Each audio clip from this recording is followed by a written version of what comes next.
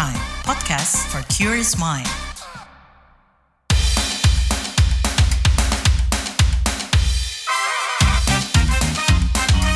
Kamu lagi dengerin podcast What's Trending.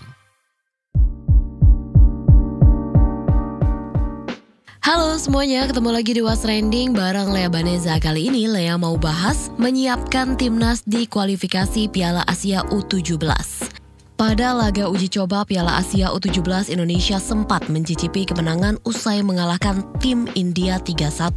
Namun kebahagiaan itu tak berlangsung lama karena India membalas dan Indonesia mesti merasakan kekalahan dengan skor 0-1. Padahal pada kemenangan yang lalu sudah sempat jumawa nih usai berhasil taklukkan India. Banjir pujian datang dari netizen tanah air buat timnas U17 kita. Bahkan pelatih Nova Arianto mengungkap ada beberapa pemain yang mulai sombong setelah berhasil mengalahkan India di laga uji coba pertama. Sampai-sampai ada peringatan dari Ketua Umum Persatuan Sepak Bola Seluruh Indonesia PSSI, Erick Thohir, supaya timnas U17 tidak berpuas diri dengan kemenangan pertamanya. Kata Erick, skuad Garuda harus fokus persiapan kualifikasi Piala Asia U17 2025 di Kuwait pada 19 sampai 27 Oktober 2024. Usai bekal pertandingan dengan India, timnas U17 akan menjalani pemusatan latihan di Spanyol. Nah, Konfederasi Sepak Bola Asia AFC menggelar kualifikasi Piala Asia U17 2025 untuk 43 negara yang dibagi menjadi 10 grup. Nah, Indonesia masuk ke grup G bersama Australia, Kuwait, dan Northern Mariana Island. Lantas gimana nih potensi timnas U17 di kualifikasi Piala Asia U17 2025? Kita bahas usai komen netizen plus 62.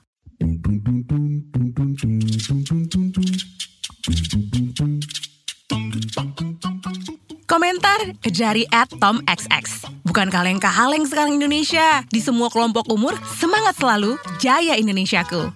Nih, ada komentar dari @KriXX. Dari senior U17 dan U lainnya, kok rasanya enak yang U17 ditonton ya? Mainnya rapi dan finishingnya banyak puasnya. Lanjut ke komentar @FairXX. Militansi anak-anak U17 dan semua level timnas Indonesia memang benar-benar menyala. Lalu ke komentar @AriXX. Sepak bola nggak pakai militansi, sepak bola pakai visi. Main gerudak-geruduk semua, terkecuali Matthew Baker. Semua nggak layak, sok keren semua. Main kayak nggak ada pelatih. Akui India lebih bagus dan ingat, kita tuan rumah. Coba main di India, habis deh.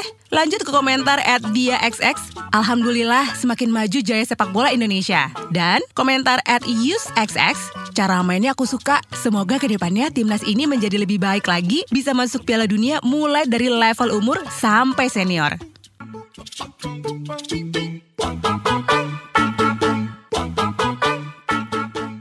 Nah, pengamat sepak bola Aryo Yosia memberikan sejumlah catatan terkait permainan timnas U17 di pertandingan uji coba dan potensi kemenangan Indonesia di kualifikasi Piala Asia U17 2025. Seperti apa? Kita langsung aja tanya.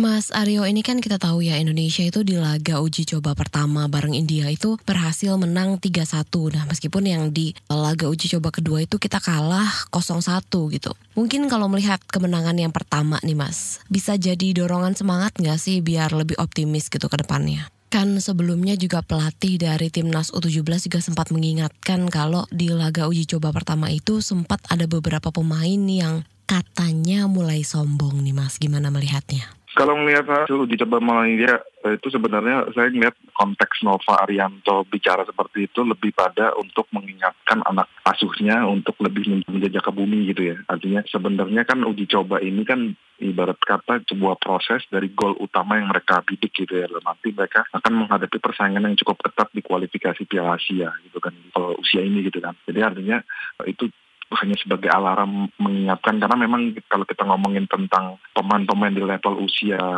15 sampai 19 tahun, memang di usia-usia yang sebenarnya remaja yang sebenarnya secara emosi dan psikologisnya kan memang belum stabil ya. Jadi artinya bagus sih ketika Nova mengingatkan pemainnya seperti itu. Saya nggak ngelihat bahwa itu justru untuk mematikan motivasi para pemainnya, tetapi justru jadi alarm yang buat kebaikan pemain sendiri. Karena realita yang harus kita telan kan artinya gini, kita belum benar-benar lolos nih kita ujiannya kan nanti di kualifikasi Piala Asia nanti kan gitu kan. Dan persaingannya kan cukup ketat, kita main di Kuwait, yang kita tahu sendiri Kuwait seperti apa, kemudian ada Australia, dan kemudian ada Marina Iceland gitu kan, yang artinya untuk bisa lolos dari pertemuan grup ini aja kan cukup berat gitu kan, menang lawan India. Dan ini kayaknya pernyataannya juga sempat dilontarkan juga sebelum ketika duel melawan India juga, dia juga mengkritik ada beberapa pemainnya hampir mirip gitu kan, mulai tinggi hati gitu kan. Ya mungkin ya bagus ditanggapin positif aja sih. Kalau saya sih gini lihat deh, kalau saya itu termasuk orang yang selalu saya bicara berulang-ulang dalam banyak kesempatan, bahwa uji coba itu jangan lihat hasilnya. Bahwa uji coba itu tetap kita melihat progresnya. Seperti misalnya kita melawan India. Saya melihat bahwa pilihan PSSI mendatangkan India kembali dan bermain 2 kali uji coba ini kan bagian dari untuk variasi latihan ya. Karena kan kita nggak mungkin menggeber pelatnas hanya berlatih dan berlatih aja. Pemain nggak pernah merasakan atmosfer pertandingan sesungguhnya. Nah, ketika kita bisa menghadirkan negara lain untuk uji coba, menurut saya itu bagus gitu ya, positif bahwa para pemain timnas U17 ini bisa mengasah kemampuannya dengan lawan yang artinya secara kualitas bagus dibanding kalau misalnya juga uji coba melawan tim-tim lokal ya, artinya tim SSB atau tim ini yang artinya secara kualitas kan pasti di bawah timnas sekarang. Ketika menghadapi lawan yang ini menurut saya, tapi lagi-lagi jangan dilihat hasilnya karena progresnya, dan yang saya tahu ketika menghadapi India kan memang Novarianto kan berujar bahwa ini bagian dari dia mau melihat, jadi ada ketika sesudah tampil di Piala AFF tempo hari, dia ngeliat ada beberapa catatan, misalnya ketajaman di depan atau kreativitas gitu kan. Nah, saya lihat bahwa ketika melawan India, dia masih mencoba-coba untuk memperbaiki 2 permasalahan itu. Ditambah lagi dia juga kan ingin mencobai kemampuan pemain baru yang datang di pelatnas terkini ini. Seperti itu, Mbak. Nah, kalau misalnya melihat laga uji coba kemarin, apa nih Mas yang jadi kelebihan dan mungkin gitu ya masih ada kekurangan gitu dari timnas U17, dan mungkin gitu juga ya kedepannya tuh bisa ditingkatkan atau dijadikan bahan evaluasi? Saya sih hampir mirip dengan Coach Nova ya, artinya saya melihat tim ini masih punya persoalan di stabilitas ketajaman ya. Artinya bisa, ya oke, kita misalnya menang. Tapi kan pertanyaannya ketika menghadapi turnamen dengan 3 pertandingan berbeda, dengan waktu yang berdekatan gitu kan, konsistensi ketajaman gitu kan. Artinya bahwa ini masih jadi PR gitu kan, bahwa masih kelihatan, bukan gak ada siapa sih. Pemain masih belum bisa menunjukin bahwa mereka bisa stabil untuk selalu mencetak gol. Itu satu. Kedua juga kreativitas sih. Masih kelihatan bahwa Coach Nova masih belum menemukan formulasi terbaik bagaimana para pemain itu bisa lebih kreatif itu dalam arti bahwa ya dalam permainan tuh ya tadi nggak monoton gitu kan, ya misalnya tim lawan bermain bertahan gitu kan, ya dia ingin menuntut para pemainnya banyak melakukan pergerakan yang akhirnya bisa membongkar pertahanan lawan yang rapat gitu kan, dan ini yang masih jadi PR. Tapi kalau saya secara overall saya ngelihat karena proses dari timnas ini sudah sampai dari masa persiapannya sebenarnya bisa dibilang sudah sampai pada level 75% ya. Bisa dibilang sampai menuju akhir bulan Oktober, Coach Nova sendiri tinggal melengkapi puzzle 25% lagi kekurangan itu, dengan waktunya menurut saya sih masih cukup panjang. Cukup lah, nggak dibilang panjang banget, tapi cukup lah dia punya waktu untuk memperbaiki itu sih. Nah, kalau menakar kemampuan timnas kita tuh seperti apa nih Mas? Mungkin buat nanti kualifikasi Piala Asia U17 2025 nanti, dan apa aja nih yang perlu dipersiapkan? Yang pasti gini nih, ini lawan yang ini kita ini agak apa sebenarnya hitungannya ya. Artinya kita berada di grup yang sebenarnya persaingannya cukup berat gitu. Ketika ada kita nggak main di kandang sendiri. Beda dengan misalnya kemarin Piala AFF kita main di kandang sendiri gitu. Kita main di kandangnya Kuwait gitu kan. Udah pasti kita tahu sendiri Kuwait kan sebenarnya hitungannya negara Jazirah Arab. Level permainannya kan standarnya kan sudah termasuk dalam kategori negara-negara elit kawasan Arab kan gitu kan. Itu jadi tantangan tersendiri juga menghadapi Australia kan. Kita tahu sendiri kita sempat bertemu di Piala AFF kemarin dan kita kalah. Artinya ini jalan yang nggak mudah gitu kan.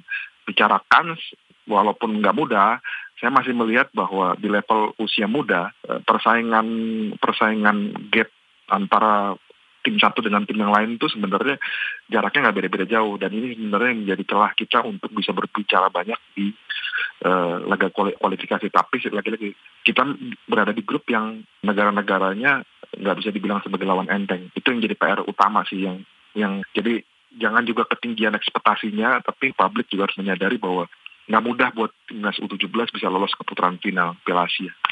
Optimis nggak sih Mas kalau Indonesia ini bisa lolos gitu di babak kualifikasi?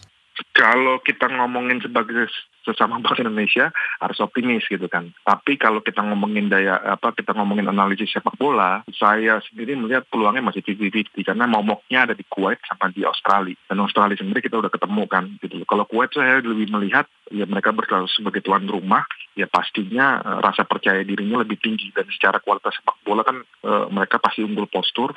Nah itu yang ini. Sementara kalau Marina menurut saya bisa dibilang secara kualitas sepak bola masih di bawah kita lah. Artinya akan menjadi lawan enteng timnas walaupun juga kita juga jangan terlalu meremehkan karena penting bagi kita juga meraih kemenangan dengan skor setelak-telaknya. Karena kan ini ngomongin grup gitu kan mencari yang terbaik ya artinya mesti mengamankan laga yang bisa diamankan. Tinggal bagaimana mencari peluang menahan imbang atau mungkin meraih kemenangan dan dua lawan ini menurut saya akan menjadi kunci. Kalau kita bisa bikin kejutan menghadapi Kuwait dan kemudian kita mencoba kejutan dalam arti menang ya dan kemudian bisa menahan Australia yang menurut saya tim yang paling siap di grup ini, ya peluang kita besar gitu kan. Walaupun mungkin saya lihat pencapaian kita kalau dari analisis sepak bola mungkin nanti hanya ada di posisi nomor 2 ya di grup ini. Seperti itu. Terima kasih Mas Aryo. Ya, sama-sama Mbak ya.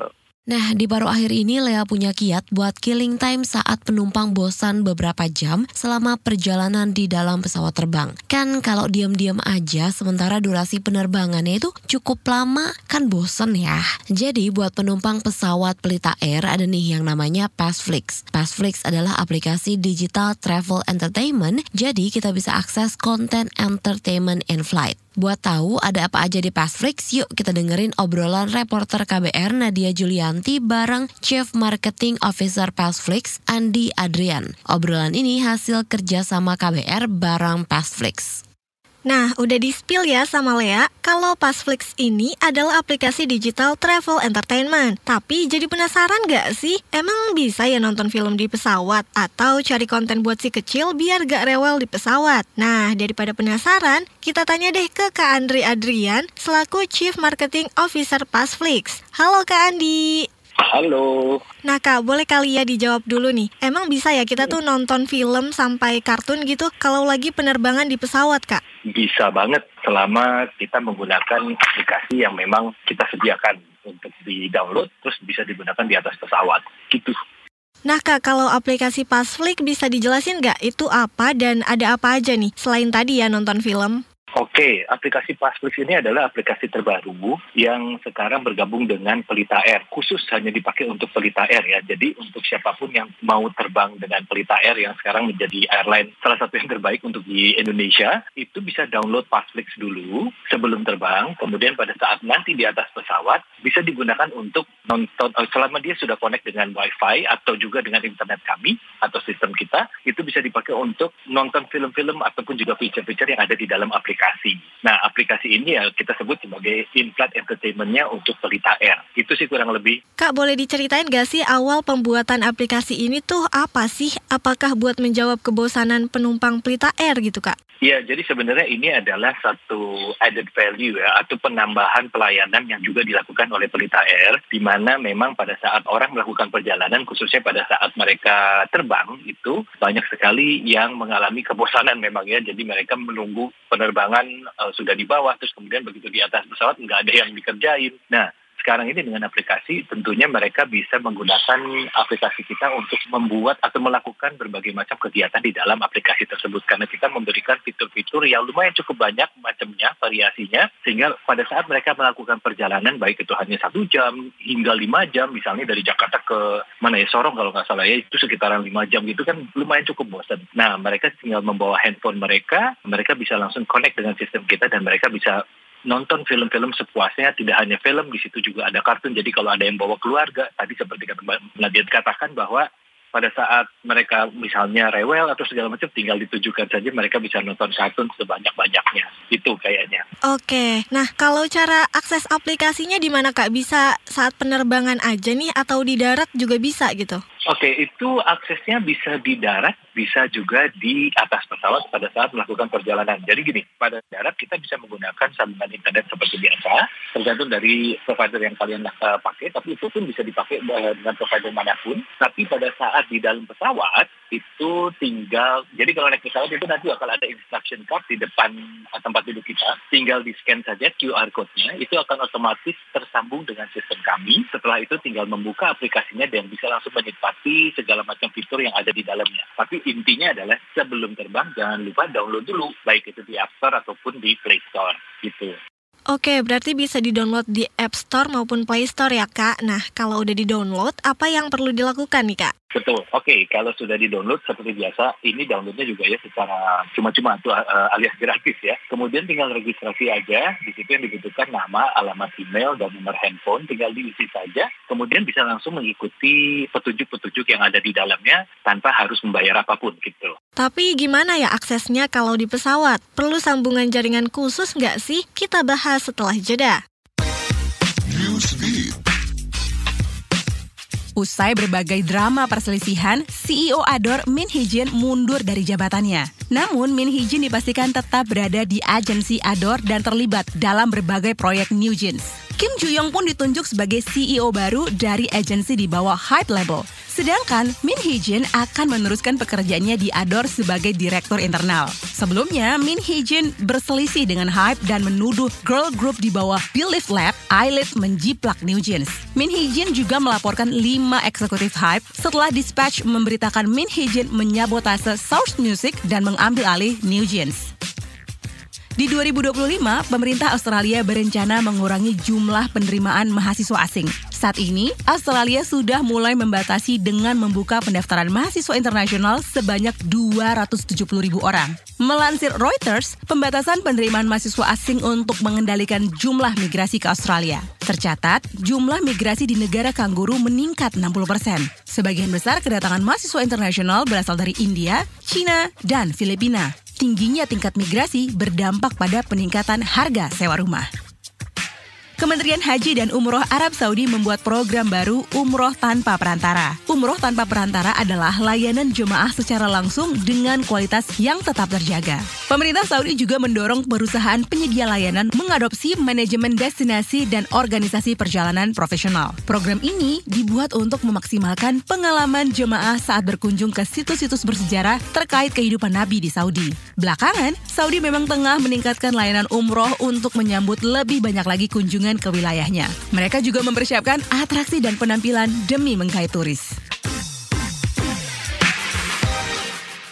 Balik bareng Kak Andi Adrian selaku Chief Marketing Officer Pasflix. Kak, setelah kita download di App Store atau Play Store nih, siapa aja sih yang bisa menikmati layanan aplikasinya? Dan berbayar gak sih? Atau perlu sambungan khusus nih ketika penerbangan? Misalnya layanan in-flight connectivity atau in-flight wifi gitu, Kak? Betul. Jadi memang pada saat kalau sudah mendaftar ya, registrasi, itu intinya sebenarnya bisa siapapun menggunakan aplikasi ini. Cuman memang kalau untuk yang masih kecil misalnya itu lebih baik kami sarankan untuk bisa ditemani oleh orang tuanya ataupun juga saudaranya yang jauh lebih dewasa sehingga bisa tersaring film-film ataupun juga materi-materi konten apa yang bisa dinikmati oleh anak-anak. Yang jelas kami memiliki berbagai macam fitur yang bisa mencakup dari anak-anak hingga dewasa. Selain itu tadi memang betul bisa di-download di App Store ataupun di Play Store tanpa harus membayar sehingga semua orang bisa menggunakannya meskipun nanti pada saat nonton film biasanya akan keluar data apakah Anda sudah berumur 18 tahun atau tinggal diisi saja data-data yang dibutuhkan pada saat melakukan registrasi. Plus pada saat di dalam pesawat itu memang harus menemukan sistem yang kami miliki atau wifi yang kami miliki, tinggal disambungkan saja, nah baru bisa menggunakan aplikasi kita di atas pesawat. Gitu. Oke. Nah, tadi kan Kakak juga singgung soal data untuk registrasi ya, Kak. Nah, itu untuk registrasi ke aplikasi, datanya apa aja nih yang diperlukan? Dan soal keamanan datanya juga terjaminkah, Kak? Oh, kalau terjamin pasti terjamin karena memang ini milik kita sendiri aplikasinya sehingga tidak akan lari kemana-mana. Tapi yang jelas data yang dibutuhkan untuk awal itu hanya cukup nama, alamat email, dan juga nomor telepon. Sisanya bisa secara bertahap seperti pada saat nonton film, nah kita perlu tahu kan kalau film yang sesuai dengan umur gitu. Jadi itu perlu diisi sedikit tapi tidak terlalu banyak data-data yang dibutuhkan. Kak Andi, sejauh ini apa sih yang jadi favorit pengguna aplikasi Pasflix? Oke, jadi gini, kita punya berbagai macam fitur hiburan, termasuk di dalamnya ada movies, yaitu berbagai macam film dari Hollywood, Bollywood, bahkan Korea, film Indonesia juga ada, film Chinese juga ada, Mandarin. Jadi kita punya berbagai macam konten yang ada di dalam movies. Itu tinggal bisa dipilih. Kalau misalnya masih kurang, saya pengen nonton film series, kita baru juga bekerja sama dengan Video, salah satu OTT atau salah satu OTT terbesar di Indonesia. Kita baru bekerja sama dengan mereka yang menyediakan berbagai macam film-film series Indonesia terutama, ataupun produk-produk video itu sendiri. Kita juga punya TikTok Extra, kita bekerja sama dengan TikTok Extra, di mana di situ banyak sekali music video yang bisa dinikmati, baik itu hanya dari Indonesia ataupun juga dari Asia. Selain itu, kalau orang malas untuk nonton film, kita juga punya berbagai macam games yang bisa dimainkan pada saat di atas pesawat. Kita juga punya tadi film anak-anak, tinggal dilihat lagi berbagai macam variasi dari film-film anak-anak, atau juga ingin melihat vlogger tentang otomotif, tentang edukasi, tentang bisnis, itu kita juga ada. Bahkan sampai di atas pesawat pun, kalau mereka males nonton film ataupun nonton apapun, ya sudah, kita bisa mendengarkan radio di atas pesawat. Kita juga bekerja sama dengan beberapa radio yang bisa di-stream pada saat melakukan perjalanan di atas pesawat ataupun juga di darat gitu. Banyak ya? Iya, banyak ya, kayak beragam gitu dari pilihan genre film-filmnya. Terus ternyata nggak cuma film, bisa main game juga sampai denger radio gitu ya, Kak ya? Betul. Nah, kedepannya ada harapan atau goals gak sih, Kak, dari aplikasi Passflix? Pada intinya kami berharap bahwa Passflix ini akan menjadi teman perjalanan yang paling akrab ya, terutama pada saat mereka-mereka yang melakukan perjalanan dengan Pelita Air, sehingga mereka terus kami bisa menjadi suatu teman yang sangat baik, teman dekat yang kemana-mana selalu digunakan, baik itu di darat ataupun juga pada saat melakukan penerbangan di Pelita Air. Dan kita tetap kedepannya ingin memberikan pelayanan yang lebih baik dengan konten-konten yang lebih bervariasi dan juga konten-konten yang lebih bagus. Itu sepertinya yang paling intinya dari kami. Gimana nih, nggak perlu takut bosan ya selama perjalanan di pesawat? Terima kasih ya Kak Andi Adrian selaku Chief Marketing Officer Passflix sudah mampir ke What's Trending hari ini. Sukses buat aplikasinya ya Kak. Terima kasih.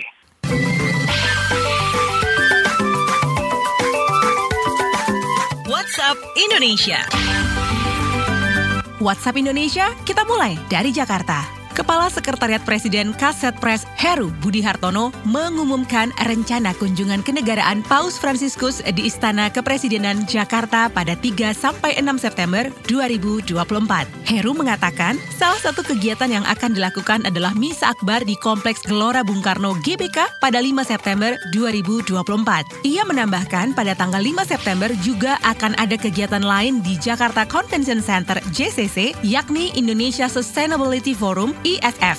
Oleh karena itu, ia mengimbau kepada masyarakat untuk memperhatikan pengalihan arus lalu lintas dan kepadatan di sekitar area Gelora Bung Karno GBK, hingga menganjurkan untuk bekerja dari rumah. Sementara itu, Direktur Jenderal Protokol dan Konsuler Kementerian Luar Negeri, Kepala Protokol Negara KPN Andi Rahmianto mengatakan, selain Misa Akbar terdapat kegiatan lain yang melibatkan Paus Fransiskus, termasuk kunjungan ke Masjid Istiqlal dan Gedung Katedral. Masih dari Jakarta, Polri mengungkap per 1 Juni 2025 surat izin mengemudi SIM Indonesia bisa digunakan di beberapa negara di Asia Tenggara. Hal ini memungkinkan warga negara Indonesia yang memiliki SIM domestik tidak perlu lagi membuat SIM internasional untuk berkendara di luar negeri. Beberapa negara yang bakal memperbolehkan penggunaan SIM Indonesia di negaranya adalah Filipina, Thailand, Laos, Vietnam, Myanmar, Brunei, Singapura, dan Malaysia. Menyusul hal ini, pihak kepolisian terus berupaya memperbaiki penggunaan SIM, mulai penggunaan nomor induk kependudukan (NIK) sebagai nomor SIM, integrasi dokumen legalitas dengan dokumen negara lainnya seperti NPWP, BPJS, dan KTP. Lalu penambahan logo mobil untuk SIM A dan logo motor di SIM C. Logo ini ditambahkan di SIM keluaran baru untuk memudahkan polisi luar negeri mengidentifikasi SIM pengguna.